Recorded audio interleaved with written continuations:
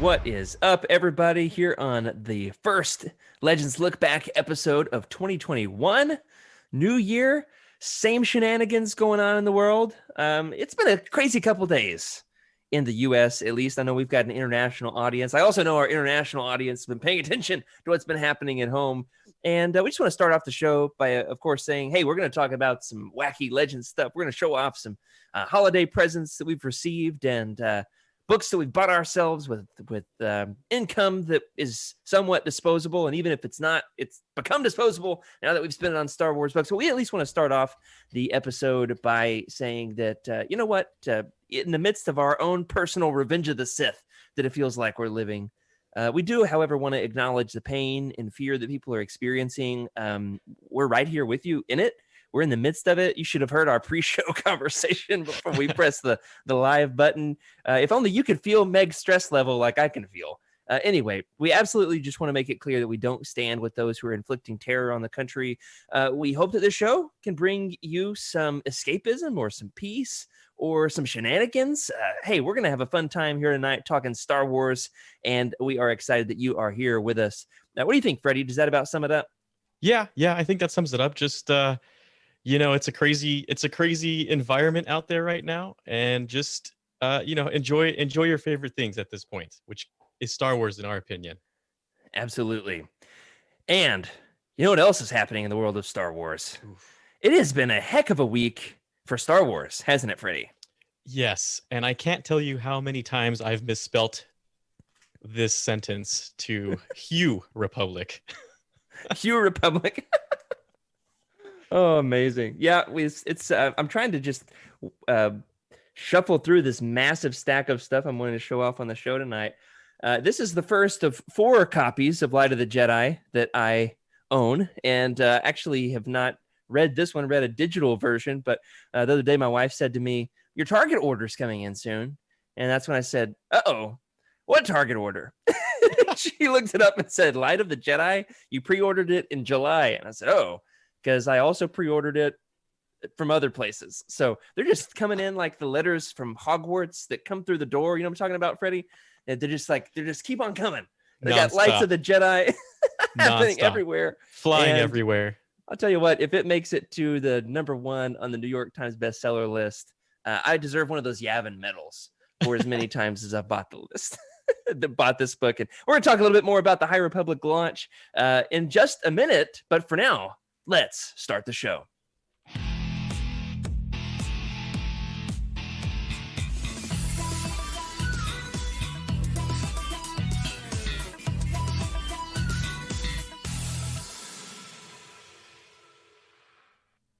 Hello, everybody, and welcome to Legends Look Back, a show brought to you by Eugenia.com, a show that's been described as a podcast for people who say, hey, remember Y2K?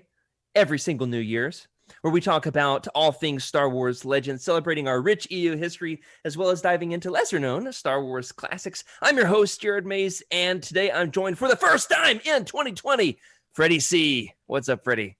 Not to be confused with John Legend's oldest hits. But I'm doing well. There's High Republic, kind of taking away the craziness in the world, all of the stuff coming out for this new era. It's going to be interesting. It's not quite Legends, but it's going to be a good ride either way as a Star Wars fan. Yeah, it's really an interesting time period because it's so close to the Phantom Menace, and yet it's far enough away from the Phantom Menace that it feels fresh and new and full of possibilities. We've got like not a young Yoda, but a less crusty Yoda than we've got in the prequels. So it's like it's in this unique time period. We, however, in Legends, we hold, for now at least, we've got claim to the Old Republic, but High Republic now is happening in canon. We've got all kinds of new books coming out. So far, we've got the Marvel comic and Light of the Jedi and A Test of Courage. Today in the mail, I got my copy of The Great Jedi Rescue, and I had to fight my kids off from taking the stickers out of it because this is a collector's copy, y'all. Collector's copy. I'll buy another one for my kids, but I don't want it to be ransacked. Once those stickers are out of there, the value on it just plummets, doesn't it, Freddy? Yeah. Yeah, those stickers are daddy's. I used to collect like the sticker books back in the day, and they just started falling out and not worth it anymore. Yeah. This one's important. I'm in my mind's eye, I haven't made it happen in real life yet. I'm thinking about an entire High Republic shelf. And if you've seen my Star Wars room, maybe in the behind the scenes Utini decrypted video I did a few months ago, you'd be asking yourself, well, where would you put another shelf? And that is the problem. That's the question. I don't yet know, but it's probably going to happen. I've shown off one new book that I've gotten recently that is Light of the Jedi, but I happen to know for a fact that Meg has a brand new Legends book to show off that she has recently acquired, and I've got a big secret to say right after Meg shows off her Legends book. You got it for us, Meg? What's your new acquisition?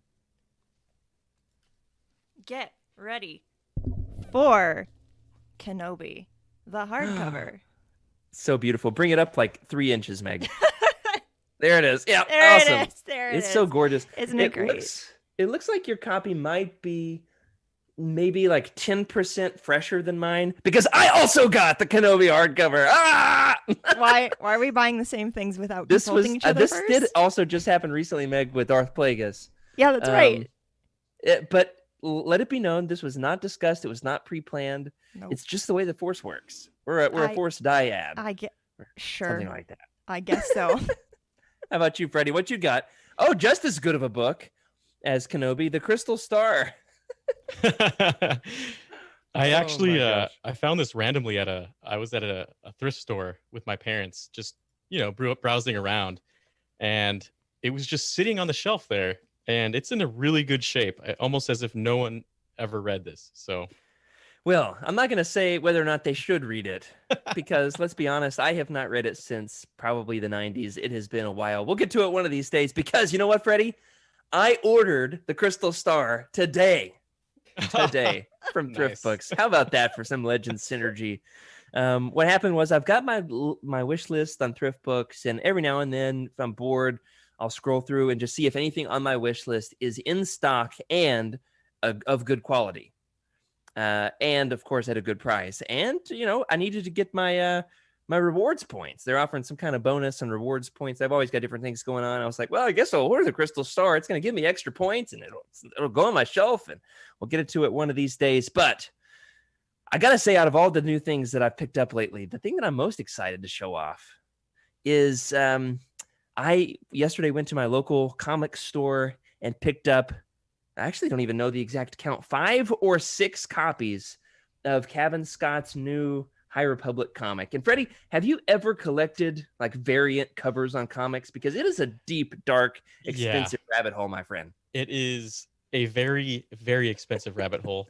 There were 2 comics that I collected variants of because the art on the covers were just probably the best cover art I've ever seen. And both of them were titled, well, one of them was titled The Star Wars, and the other one was just Star Wars. And there was a Macquarie variant that I was on the hunt for, and I cannot tell you how long it took me to finally get it, and it was quite expensive. Nice. Yeah. I've never collected variant covers, and when it comes to Star Wars comics, I mostly read digitally. I've recently started picking up the Legends Epic collections, which I did get another one of those recently. I had a pre-order that came in of the Tales of the Jedi. What do we call this sucker? The Tales of the Jedi Legends Epic Collection. Even though it doesn't actually contain any of the issues of Tales of the Jedi, it's a whole thing. But I imagine they're eventually going to get there. It actually collects the Dawn of the Jedi comics. Anyway, I'll reread this one of these days. But I did go to my local comic store. Me and 2 other local Star Wars fans who I've recently made acquaintance with from a distance behind masks and all that. We all stormed into the comic store right as they opened, immediately gobbled up all of the collector's variants of Light of the Jedi. What do we call this thing? The High Republic by Kevin Scott. So if I can get these not too reflective with my light, I got the cover here with the Nile. This one's got like the Drin gear or whatever you call those things. Got the Trandoshan Jedi on there. This one's fun. It's got Avar, Chris, and Yoda on the cover. That one's really cool. It is beautiful. And both the guys in the comic book store and me, we almost walked out without it. We didn't see it. It was in the very back of the stack. And then one of them on the way out the door said, wait a second, isn't one of these supposed to have Yoda? And we all ran back in the room. We found them. All right, here's the regular cover, which is gorgeous. And then this one was the most expensive that I paid for. There's more expensive ones that are out there, but the most this one's got Kiev Trennis with her double-bladed green lightsaber. Awesome, absolutely incredible. Anyway, pretty excited, and I'm thinking about constructing some kind of like a comics display area in here. I'm not sure what that would look like, but if anybody's good at like home improvement projects, if you got a cool comics variant covers collection, throw them in the Legends Look Back Discord channel. We'd love to hear about it. How about you, Meg? You ever collected variant covers on comics? I have a few of one of the issues of what was it? Whatever. The Age of Oh yeah, Resistance. the Age of whatever. Yeah, there's a lot of them. I know. Whichever one had Phasma. Phasma had like a single issue. Sure. And there are That's a couple smart. of those, and of course I had to have those. So. Oh, see, Meg, now you've got my wheels spinning. I'm like, I should get the variant covers with all of my favorite characters on them. There you go. Like now I'm like, I got to get the variant covers for Dark Empire, and that's got to be expensive because that's a 30-year-old comic at this point. So it's gonna happen. They're gonna love me at my local comic book store after all this is said and done. But I don't want it to get out of hand. I went into it thinking like I want to support local business. It's got to be a hard time to be a local comic book store because not a lot of people are coming in person. You can buy digitally. I was like, I want to throw them some business. I want to throw some of my Christmas money their way. And I'm really loving this High Republic launch. Absolutely loved Light of the Jedi, one of my favorite canon books to date. Incredibly written book. And was like, if this comic's anything like it, it's going to be great. So I'll limit myself to 5 covers, which just so happened to be exactly how many they had in store. So I won, they won, the economy won, Star Wars won. Kevin Scott even said something to me when I showed him my picture on Twitter. So it's been a good week. I got to unzip my jacket. It's getting sweaty in here. But tonight we are going to be talking about a comic that is, a comic that's not been released this week, a comic that who knows how many variant covers there are for it because there's a lot. We are going to be talking about Knights of the Old Republic. Freddy, do you like Knights of the Old Republic? I just get such bliss when I hear HK47 calling me a meatbag. Meatbags? Wait a second. No, Freddy, we're not talking about the video game. I mean, don't get me wrong. I love being called a meatbag by HK47. HK47, the best droid in all of Legends. Best droid in all of Star Wars. Take that, R2. But we're not talking about the 2003 video game. He's truly the best droid, though. So, no Zalbar either? I can't remember if Zalbar is in this. Mission's in this, in at least an issue or two. I'm afraid not, though, Freddy. What about the first volume of the Tales of the Jedi comics from the 90s with Naomi Sunrider, Ulick Kaldroma? You really are highlighting a real problem that we've got here in Legends, Freddy, and that's the fact that there's a lot of things titled Knights of the Old Republic. So some disambiguation here.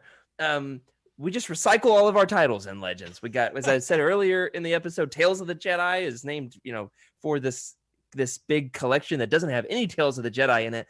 All of that is to say, tonight we are taking our look at just the introduction. We're just going to be talking mostly about the first issue, some behind-the-scenes trivia. We'll get more into the meat over the next couple of weeks of John Jackson Miller's 50-plus issue series from Dark Horse Comics, starring Padawan Zane Carrick, called Knights of the Old Republic.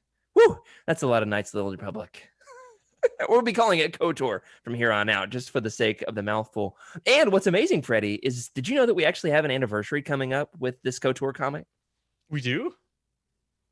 Yeah. In fact, John Jackson Miller took to Twitter tonight to do a little bit of clarification for the fact that issue 1 of John Jackson Miller's series came out on January 5th, 2006. So 15-year anniversary coming up. But the issue 0 actually came out after issue 2. So people were sending him congratulations on the 15-year anniversary of your comic. And he had to say, well, hold your horses. That the issue 1 came out and then issue 2 and then issue 0. Isn't that the most Star Wars thing ever, Freddy? Totally. Yeah, we got episode 4 and then episode 5 and then episode 6 and episode 1, 2, and 3 and then episode 7. And then Rogue One, what do we even name that thing? Anyway, first issue came out January 25th, 2006. It ran for 5 years, which is pretty incredible. It seems like with the recent Marvel comics, it's hard for anything to get up to that kind of steam. Dark Horse, I think, had a little bit better track record in terms of being able to piece together longer series without just rebooting them with number ones. Marvel has more of a history of that. And for some more trivia with the publishing, the release dates, this is incredible. John Jackson Miller puts all of the behind the scenes info on his website, far away something. What's he call his website? I've botched it. Far away. John, if you're watching this, I'm sorry. I tried. I'm trying to plug your website and I absolutely ruined it. Anyway, just Google John Jackson Miller's website. There's got all kinds of great behind the scenes stuff there. He's got behind the scenes info on every single issue of Knights of the Old Republic. I'll be referencing Far Away Press. Skuma Joe, Far Away that's Press. Right. Yeah. Far Away Press. He puts out behind the scenes info on every single piece of Star Wars that he writes, and I'll be referencing bits and pieces as is relevant to our show. Amazingly, issue 1 of Knights of the Republic came out exactly 363 days after John Jackson Miller had his initial conversation with the editorial crew at Dark Horse about writing this comic. 363 days. Isn't that incredible, Freddy? That is. I don't know if you knew this, but he was just coming off of, I believe he was, before he started with Dark Horse, he was working on the Iron Man comic. Oh yeah. And it was like a year-long comic that he was he was pretty tired after it, and he was taking a break and ended up in Oregon talking with Dark Horse. And I mean, who knew that he'd get a 5-year contract with that? Yeah, incredible. After he thought a year was a long time. There's some good job security if you're a writer. It feels like that's a hard thing to come by as a writer. Some job security, a 5-year series. I wonder how much of it was just the name, Knights of the Old Republic. And if you're wanting just like a prequel to the video game, that's not what this is. It's got some bits and pieces that tie in amazing ways. They're huge payoffs when it does reference the video game. But I think part of why it is so successful as being its own thing is he doesn't try to capitalize too much on the video game. It's not derivative. He writes his own story, really commits to his characters, and the world building in this is incredible. I've got to admit, I am on issue 30 personally of this 50, maybe a little bit more, depending on if we're counting issue 0. We don't count episode 0 of Legends Lookback, so I'm not sure if he counts issue 0 of Knights of the Old Republic, but I'm on issue 30 personally. Hopefully by this time next week, when we get around to our next episode, I will have finished it. So there's a lot to get through.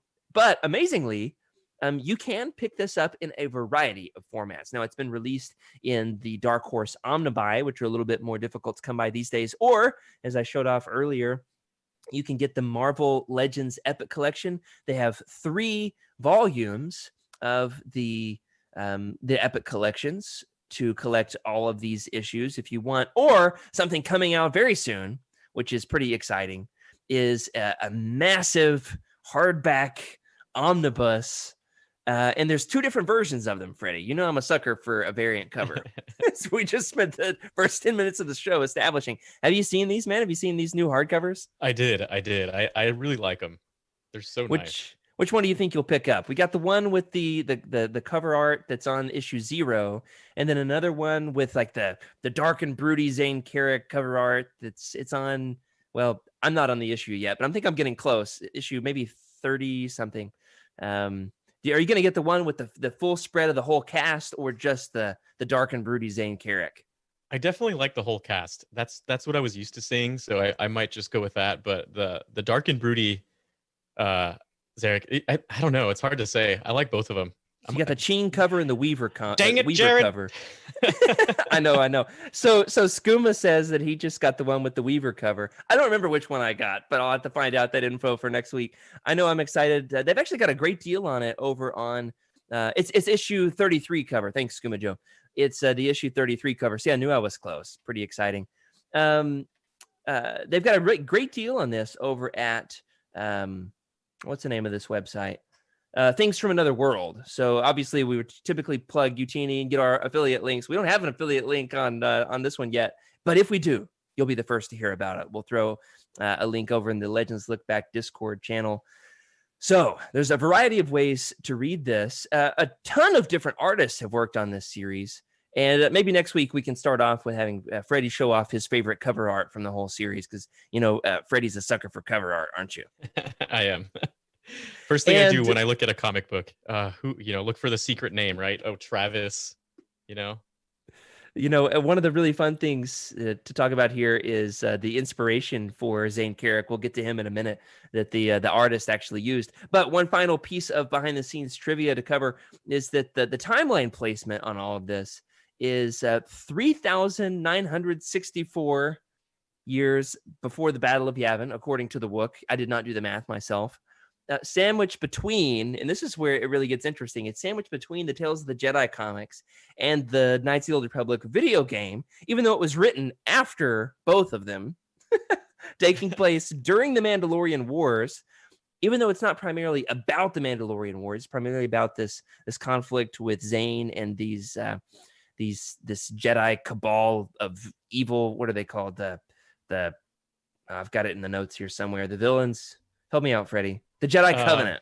Yeah, the Covenant. Yeah. So it really focuses on this personal story with them, but from time to time, you'll just catch them right in the middle of a massive battle, and there's Mandalorians just blasting each other, and you're like, oh, hey, this really ties in well now that we're in the middle of our own Mandalorian TV show. So it's definitely one of the, I would say, best Legends things you could pick up if you want some more Legends Mandalorian action in your life. So 3,964 years, because I think they date Knights of the Republic, the video game, 4,000 years. So we're dating back from that, forward from the Knights of the Republic video game, 2003 Game of the Year. All that is to say that this leads to be the backdrop and lead in for the video game. It's referencing some things from those 90s Tales of the Jedi comics issue I was reading tonight. Talked a little bit about Ludo Kresh. Let me some Ludo Crash. But without further ado, let's get into it. Remember, if you have not had an opportunity to pick these up, tonight we're mostly just going to be setting up some basic overarching bits and pieces from the series, spoiling a little bit from issue 1 and issue 0, but there's really nothing all that spoiler really from issue 0. And then in the next week, we're going to cover the series as it's in its entirety. So remember that this will be spoiler heavy territory, at least tonight for issue 1. Nothing beyond that in particular. So without further ado, here we go. On the night on which Zane Carrick and his fellow Padawan classmates were to be knighted, or in Zane's case, probably he wasn't going to be knighted because he wasn't all that successful at being a Jedi Padawan in the first place, Zane arrived late to discover that the Jedi Masters who he had befriended and known and trusted all these years had murdered their students. Teaming up with his former nemesis Marn Hieroglyph, or Griff for short, the small-time Snivian crook, Zane finds himself on the run from his former masters and investigating the truth behind this tragic turn of events. Freddy, I think that was the shortest summary I've given in the history of Legends Look Back. There's so much more we'll get into in terms of details for next week, but in terms of just setting it up, Skuma Joe, does that do it justice? No, don't answer that. Don't answer that, because I know it doesn't. But Freddy, I know that this isn't a series you've been overly familiar with, at least until recently when I said we're going to cover it on the podcast. So how much of this have you read up to this point, and how would you rate it on the scale of 1 to 10? So first of all, the way John Jackson Miller portrays Jedi, I actually don't mind. I feel like he's one that how do I describe this? He tries to tear them down a little bit, showing them that they are not as powerful or as good as people think they are, and they do have this holier than thou mentality and try to take the future into their hands in most cases, and they tend to be the cause of a lot of issues, right? And you can see it with even in canon. We see it with Luke trying to take it into his own hands. It turns the very people they're trying to teach into the thing that they're trying to fight against, right? The Sith in this case. And I really like that point of view, because I feel like it's something that needs to be talked about in Star Wars, because it's true, and I'm glad that he does it. And I was never really too into the Knights of the Old Republic genre. It was more into like the I guess at the time it was just the current era of Star Wars. And I started getting into it when I started playing the MMO, Oh, And sure. Yeah. yeah, and then I started reading it, and then I read it again when we talked about it for this episode, and I have to say I like it a lot, and I'm really into it, and I can see why there's 52 comics. I mean, you just read one and you just want to move on to the next. Yeah, that's true. It's very bingeable. For me, I think the things that have me the most interested are the tie-ins to the video game because I've played it so many times, loved it so much, and in high school, so excited to whenever they do reference a character, it's got some great appearances from some of the characters from the game. I don't want to spoil it. It's just when they do show up, it's incredible, and they're written really, really well. So I kind of live for those moments. But then he also writes some of these original characters that are excellent along the way. I'll say this much: there's a pair of Ithorian bounty hunters, the Mumo brothers. I think are absolutely some of my favorite Legends characters. Every time they show up on the page, I'm like, this is amazing because the trope is, and John Jackson Miller does a good job at avoiding this. The trope typically is that if we talked about this before, Freddie, if you're a Rhodian, you're a bounty hunter, right? And you're always gonna get shot. Yeah. Whether you get shot first or second, it doesn't matter, but you're gonna die. If you're a Rhodian bounty hunter, you're like a sniveling loser of a bounty hunter. Exactly. What's another good example of this, Freddie? Like a species that always gets pigeonholed as of one profession. Let's see. Well, this is a tough one because I keep thinking about droids. That's all I think about. Obviously, they have to do their droids thing. Are not a species, Freddie. No. But there is like this trope of having a droid that's like R2 or a droid that's like 3PO. And so I think it's harder for authors to conceive of different kinds of droids, which is once again why we love HK-47 so much, because he's an assassin droid. And since then, so many people have just parodied HK-47. Yeah. Let's see. You can think of the what is it? The Sullust folk. Sullustans, I forget what they call them. They're all they're always pilots. Yeah, they're good co-pilots. Just co-pilots. Yeah, right. just co-pilots. Elena makes a great point that Trandoshans are always bad guys. And she makes a good point. There is now a Trandoshan Jedi in the High Republic stuff. And Skier, how do you say it? Skier. Sibo. Who's Sibo? Wes? I'm not sure. I can't remember. I don't. If it's not Legends that you're missing, it's lost on me. Anyway, help me out here. If you can think of a time when there's a species that is just like always pegged as one particular thing, that's particularly helpful. Okay, Wes says that Sibo is a Rhodian Lobot from Rebels. That's right. So there's a Rhodian who breaks the mold, but it's rare. It's certainly rare. So that's one of the things that I think John Jackson Miller does well. I'm going to rate this. Freddie, did you give me a number? I didn't give you a number. So I've only gotten up to Vector, which I believe is like the 8th. Yeah, that's what I just finished tonight. Okay. So far, I really like it. I really like it. To me, it's been more of an introduction to the Knights of the Old Republic universe, which is still something I haven't dove into as much. But I like it so far. I'm going to give it so far a 7 because I just like John Jackson Miller and I like what he does with the Jedi. Yeah, I'm like a 7.7 or 8. I'm close to it being an 8. And I think by the time the series is done, it's going to be an 8 for me, because it tells this incredibly personal story. And I do want those moments where it does break into the larger goings on of the galaxy. Whenever it does touch on Cassius Fett and the Mandalore and the Mandalorian Wars, and we really get into behind the scenes on what's really going on in the larger galaxy. There's a villain from KOTOR who comes up from time to time before he is as villainous as he is in KOTOR. That's all I'll say for tonight. And so there's some times there where I'm like, oh, this is what I'm living for. But then there's a lot of other goofy stuff, like any of the goofy stuff between Zane and Griff in particular, where they're like bumbling buffoons. I'm like, this is a little bit Three Stoogey to me, but then at other times it's like classically Star Wars. I think about like Han and Chewie running down the hallway of the Death Star, like running from all the stormtroopers. John really captures that fun side of Star Wars, don't you think? I think so. I was reading something, and I'm gonna have to go back when we talk about the comic books, but I feel like there was almost a dare to do something.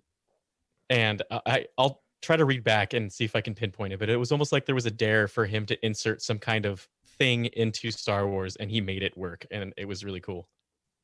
So I'll bring it up Okay, for the yeah, next podcast. Yeah, we've got all kinds of behind the scenes info as we get into it next week. I know Skuma Joe says, "How dare you rate it lower than a 10 out of 10?" It's his favorite. We've all got our favorite. Pretty soon we're going to be talking about the Jedi Academy trilogy, and I think we're going to have a pretty biased perspective on the Jedi Academy trilogy. We're going to rate it really highly between me and Freddy and Nathan because we all have this incredible place of nostalgia for it. However, objectively, we all know it's not that great in terms of its writing style. But oh man, do I love me some Sun Crusher Kip Duran action. Oh yeah. So hey, we've all got our own perspective on what makes it great. And the Knights of the Republic game for me is a 10 out of 10. And for the depth that this lends to that game, in terms of the way it develops some of those key characters, and then the backdrop of events with the Mandalorian Wars, I mean, it makes that game even better for me. So how can you make a 10 out of 10 even better? Anyway, so it does really well with that. Tonight, as we get into the episode, we're just going to talk about a couple of key characters before we talk about more characters next week. First and foremost, the hero himself, but he's actually kind of a loser, isn't he? Zane Carrick. I almost called him Jane Carrick. There's a gender flipped version. Jane Carrick. All right. So, Freddy, at the outset of the series, Zane is thought basically to have only marginal force ability. And it's interesting to find him in the first, issue and a half there of finding him as this trope of the failed Padawan, because that is something that comes up from time to time. The Padawan who's actually not all that force sensitive, not as good of a Jedi as others, comes up from time to time in Legends. Even in a recent High Republic book, there's a character of that trope. But then he expands beyond that. He's unsure at the beginning of whether or not he'll be knighted. But then, now I've read 30 issues of this, but I did have to get a little bit of help from Wikipedia just to try to describe and characterize Zane, because I was struggling, to be honest with you. I was struggling to put his character into words. So see if I can do a better job for next week. But according to the Wook, Zane possesses, don't you just love the powers and abilities sections on Wikipedia, Freddy? Yeah. Now, So good. according to the Wook, these are his powers and abilities. All right. Let me know if you think all these are actual powers and abilities. But I do love this list. 1, a natural ability to form close friendships. 2, random destructive power, aka clumsiness. 3, frequent force visions. So it described him as having a strong connection to the unifying force, which grants him these visions, which he does a good job at interpreting them. I think about the analog of being like the biblical Joseph, who's good at like perceiving visions. So that's kind of fun. Got to have my Bible analogies, Freddy. You know me. And then fourthly, the power that is called reversal of fortunes, where he grows stronger as a result of failure. Now, I do have to say, speaking of powers and abilities, meant to mention this at the beginning of the episode.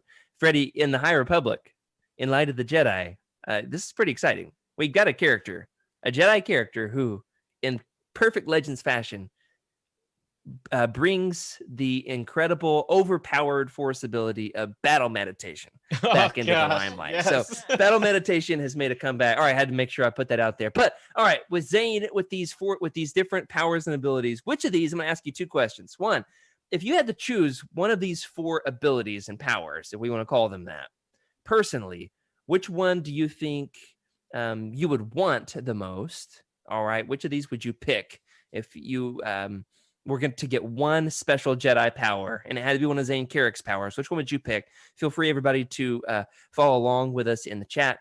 And then secondly, which one of these do you think you would be most likely to have? Which one of these best characterizes you? Because I know for sure, for me, it's the clumsy thing. I have spilled about 100,000 gallons of orange soda in my lifetime. Okay, how about you, Freddy? Which of these do you think you would want the most, and which one is the most honestly the power that you would have? I would love reversal of fortunes. I think that's crazy. I mean, don't we all have reversal of fortunes if you think about it? We all grow stronger with failure. True. Failure, the greatest teacher is. Yoda, Last Jedi. All right. Could you not tell?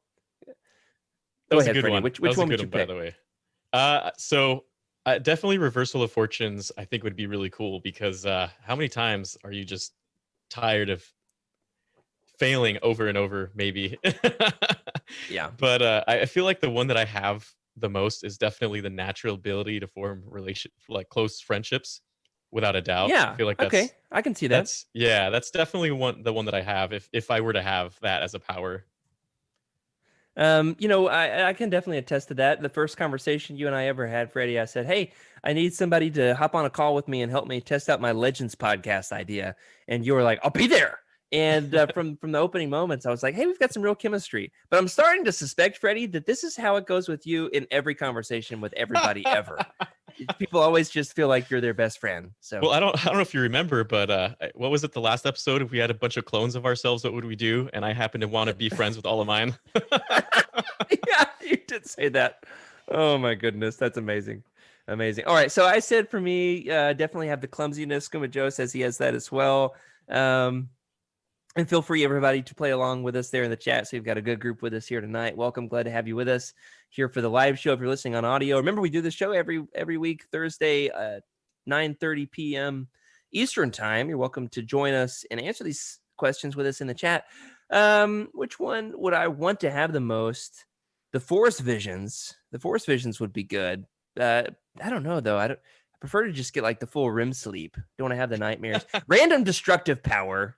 It's like turning clumsiness into an actual power. so that one's fun. But let me ask you this, Freddie. Did you know which famous actor Dustin Weaver, the artist, based Zane's appearance on? Now, I did not put the answer in the show notes because I want you to look at the art and think what young version of a famous 2006 actor do you think he based Zane's appearance on? This is a good one. Definitely not Arnold Schwarzenegger. No, not that one. Let me see. I'm gonna search his name right now. I'm gonna look at his picture. Yeah, look him up. Everybody else, you're free to do so. I've actually got to find. I wrote the answer down somewhere today so that Freddie wouldn't see the answer. But so I would have the answer on. We don't rehearse any of this stuff, by the way. Every time he asks a question or like a quiz of some sort, I literally this is the fun part. I love putting some games in the Legends Look Back. Yeah. Man, this is a tough one. I can't. I'll tell you this much: as soon as I read it on John Jackson Miller's website, I was like, immediately I could see it, but I couldn't see it. I didn't realize it until it's not like the cover of The Courtship of Princess Leia, where you're like, that's not Isolder, that's definitely Fabio. It's not quite like that, but it's Christian Slater. Oh my god! Okay, yep, I can see it. Now, you and I are both a little bit confounded because we've been reading the Vector story arc, which is done by a different artist, which has a totally different art style. It's much more cartoony. So we're both picturing like a different version of the character. But another character who definitely has an interesting artistic inspiration is his sidekick / arch nemesis / best friend over the course of the series, and that is Griff himself. Based on your initial impression, Freddie, Griff, of course, fits into a couple of different Star Wars tropes. On the one hand, he's the classic Star Wars sidekick in the vein of Chewbacca, right? And on the other hand, he's also in the vein of the Star Wars scoundrel types. He's got his own moral compass. He's kind of a thief. He's a small-time crook who doesn't want to be called a small-time crook, right? It's a big deal for him that he is that he's actually a large-time criminal. An intergalactic criminal, not just a small-time crook. So based on your initial impression, where do you rank Griff among the best Star Wars sidekicks and then among the best scoundrel types in Star Wars? I like him. I like him a lot. I think he's very unique. He how do I describe it? He's definitely not that successful, and in his head he is like one of the best, and he can get all the riches whenever he needs them. Any ship he needs. Oh, don't worry, I know a guy there. Yeah, his best trait is that he knows a guy. Yeah, exactly. It never seems to work out well for them, but he always knows a guy. Yeah, I like him a lot. I don't know where to rate him yet. I'm gonna give it some time. Maybe I'll rate him the next episode. Sure. But he's growing on me. I like him. Yeah. Here's the fun thing about him. John Jackson Miller initially didn't want to. He didn't initially want to make him a Snivian. He actually had a different species in mind. Do you know the answer to this, Freddie? What species did he plan on making Griff before his editors made him change it into a character who was able to show more facial expressions? This one I feel like I do know. Max Rebo. What is his species? Yeah, the Ortolan, Yeah, Ortolan, yeah. Or Tolan, something like that. Yeah, yeah. the I did blue know that. elephant man. Now, Freddie, do you know the behind the scenes Star Wars drama over the species of Ortolans? There's like a long standing debate surrounding Max Rebo. Well, I do know that I know there was something that we've been talking about in Discord or Slack, I forget, but I know that they don't make any. So the reason I remember John Jackson Miller, the reason why they told him not to use him is because the Ortolans, I believe, don't have facial expressions. So Right, right. how would you Just a really? snout, big Yeah, snout, just a snout, and and how do you eyes. really exactly? And this is a comic book. This is a visual thing, so You're gonna be looking at this sucker for 50 issues. It's like a fun gag for one issue, but then if he's a main character, it's really gonna get old. Actually, one of the long-standing like Star Wars species debates is how many arms, how many limbs do Ortolans have?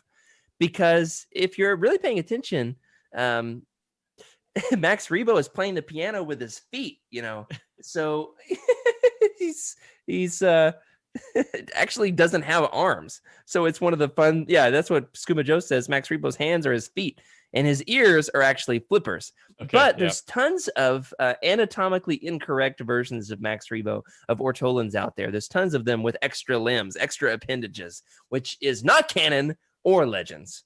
It's just a mistake. Anyway, thankfully, Griff did not end up as an Ortolan, no matter how many limbs you would have given him, because it just wouldn't quite have worked. But instead, he is a Snivian. Freddie, do you know what the common colloquial name for Snivians are? Do you know what? Are we another allowed to term? say this? This It derogatory. almost sounds like a racial slur, doesn't it? Let me see if it shows up. You're gonna see if they let you put it in the. Snaggletooth. Oh, I thought you were gonna try to type it into the like Twitch chat and see if they edited it. Like they're gonna censor you for saying snaggletooth. Yeah, was that the blue snaggletooth or the red snaggletooth? Blue snaggletooth. The blue snaggletooth. I've got it. I got the red snaggletooth Funko. I have to get the blue one of these days. Yeah, so he's a snaggletooth. John Jackson Miller does a great job at this in using an original trilogy character in a way that they've never really been highlighted before.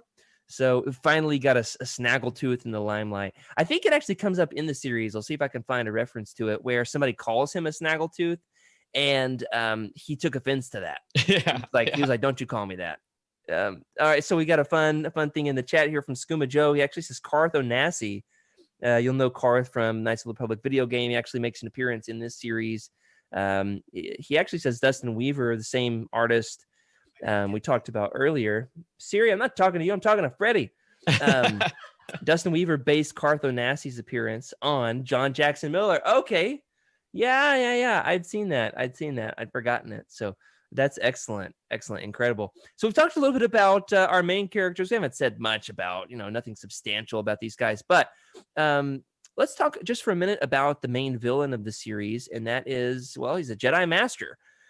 Lucian Dre is kind of leading this, and of course it comes up later in the series on who's actually leading this band of deranged Jedi. He leads this Jedi Covenant. They're Jedi Consulars. I think issue 9 gives his backstory, if I'm correct.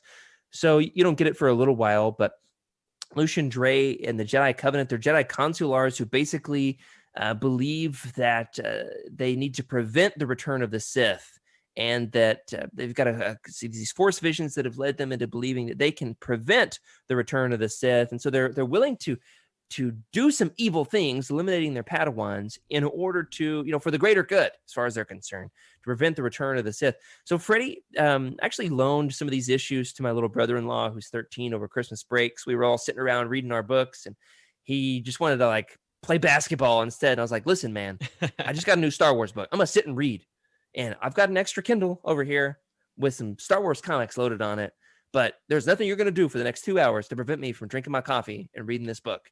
So I handed him this. The only comics on it were Knights of the Old Republic. I was like, knock yourself out, kid. And he asked me a very insightful question. I'm going to bring onto the podcast here, giving Dylan a shout out. The question is this. He says, do you think Lucian Dre and the Jedi Covenant actually think that they're evil? Or do they actually think that they're in the right? Do you think that they understand that they have slipped to the dark side? What do you think, Freddie? What's your take on this? Yeah, We obviously haven't finished the series yet, so who knows where this is going. yeah, that's true. That's true. Just from my point of view, it seems like they have absolutely no idea. They're so self-absorbed. I don't even know how to consider it in real terms, but they definitely think they are right. And the fact that they go as far as killing their own Padawans to try to uh change, I don't want to say too much, right? But it's right in issue 1. I try not to say too much, it's hard. But basically, if you have to kill somebody in order to just to try to make things right, that's probably not the best way to do it.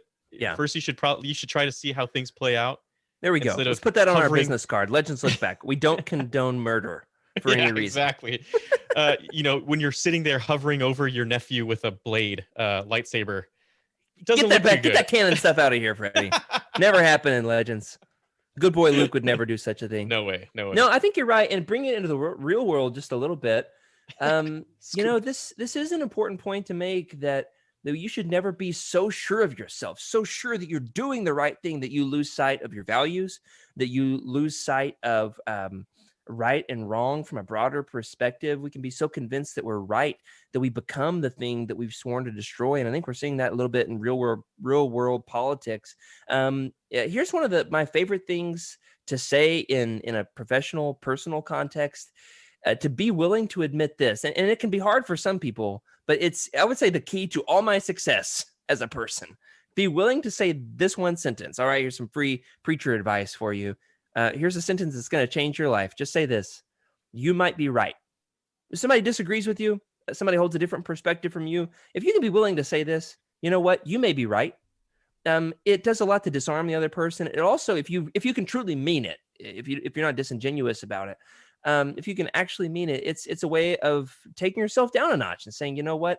I can be fallible from time to time. I might misunderstand this issue.